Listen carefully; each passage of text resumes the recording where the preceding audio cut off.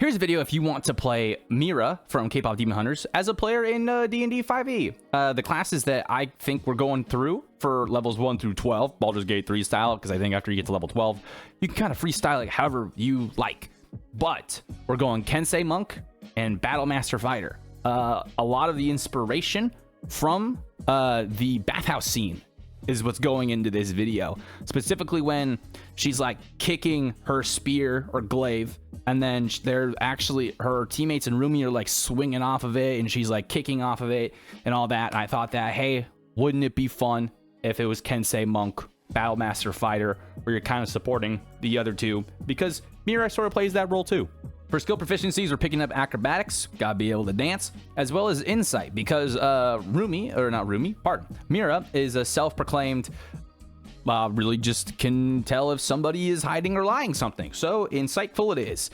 Background, we're going with the K-pop stars, so we're putting +2 into dex, +1 in charisma, get that proficiency in performance, and then a proficiency in whatever musical instrument of your choice. There's that one scene, I think, where Rumi's plucking a guitar, Zoe's kind of on the keys, Mira talks about a beat, maybe she's a drummer, who knows? Go ahead, pick your musical instrument. Species, human. With that, we get +1 to 2 different stats. We're going dex and con, because you gotta be able to do those choreos, those long choreos. And then we get skillful, so we gain proficiency, 1 skill of our choice. And for that, we're gonna get intimidation for Mira, because she's intimidating. That doctor didn't want to mess with her. Versatile, feat of our choice. We're focusing once again on her spear, her weapon. So we're going with the polearm master, which will allow you to, as a bonus action, with a monk, you're already kind of getting it when you get flurry of blows. But I say you're out of focus points, you can hit with the butt of it, and she actually does that in the movie. I checked because I watched the movie 9 times. I swear it's a normal amount. For Polearm Master, also, if an enemy is coming into your reach, you also get an attack of opportunity as a reaction. Now, her weapon is technically more of a glaive than a spear. It's just that glaive doesn't work with martial arts weapons of the monk class specifically. So you can ask your DM nicely, hey, can I have a glaive? And if they say no, then that kind of blows. But you can use a spear instead. So spear works for all this. For stats, we're going to prioritize dex and then wisdom. That's going to be pretty big for building our armor class, as well as a lot of the DCs that our monk character is going to have. And then after that, going to be con for making sure we're absorbing hit points, being able to take a hit, as well as being able to land those choreos. Like I said, charisma, because you got to be charismatic. And then dumping int and strength, kind of just whatever order you want for that. For levels 1 and 2, we're getting martial arts, so bonus unarmed strike. So with a bonus action, you're able to hit somebody with an unarmed strike. You get your martial arts die, and then with the dexterous attacks, you get to use your dex instead of strength for your weapons, and also, I believe, for grappling and shoving. Now, unarmored defense, your AC is going to equal to 10 plus dex plus wisdom, and then you get to the monk's focus. Now, we get the fan favorite flurry of blows. You spend a focus point. I think the focus points are equal to your monk level. You get a flurry of blows, so you can make 2 unarmed strikes as your bonus action, or you can do patient defense, which is disengage as a bonus action, step of the wind, but leaves a dash action as a bonus action. A lot of rogue stuff. With unarmored movement, plus 10 feet to movement, and then uncanny metabolism. When you roll initiative, you get to regain focus points. So really handy. Sorry.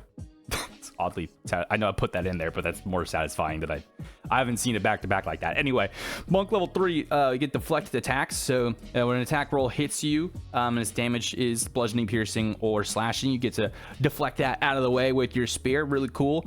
And then we get to your subclass, which is the Way of the Kensei. Now, I'm trying my best to keep this as much into the 2024 rules as possible. Kensei isn't in 2024 yet, so I'm pulling 2014 stuff. Is what it is.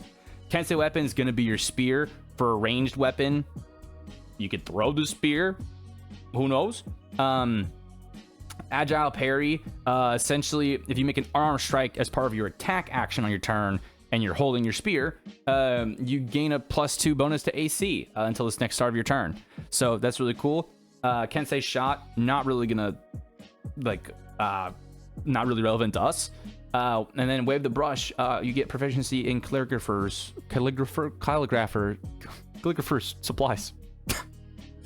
You get proficiency in calligrapher's supplies. Okay, you can write bars. All right. Now, monks level 4 through 8, we're going to get 2 ability score improvements in this range of levels.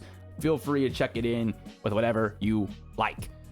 Level 4, slow fall. If you need to jump out of a moving jet, slow fall will help you with that. You're going to be able to land on your feet and take reduced damage. Flurry of blows, also, that's quite fitting for this. Good job, Brandon. Level 5, you get that extra attack.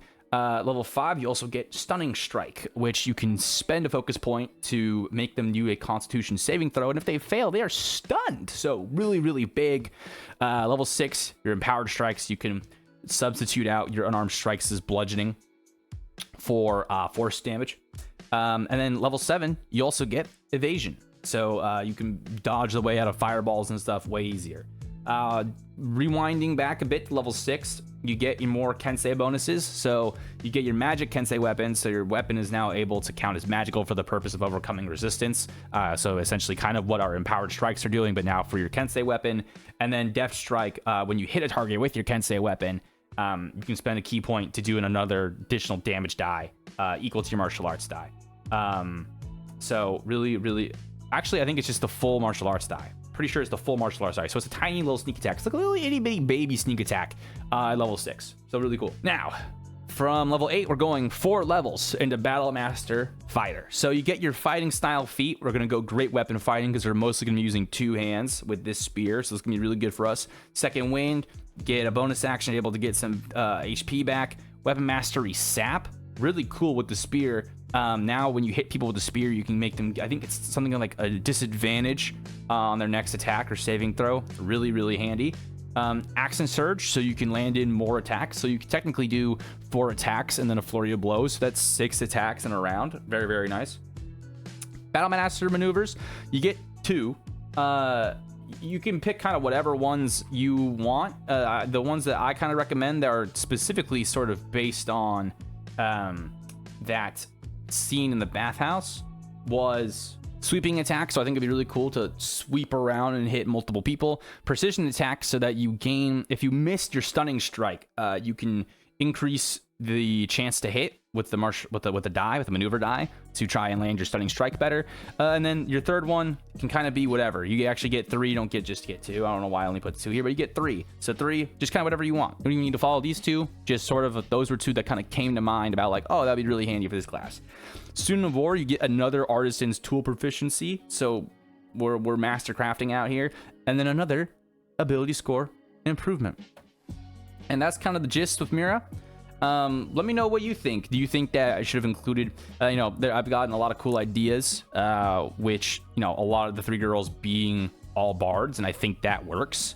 I just wanted to kind of switch it up a little bit with the classes, just so that there's a little bit more variety, and try to take a little bit more of a different angle on some of these. So let me know what you think down below. Rumi's next. Anyway, that's all I got.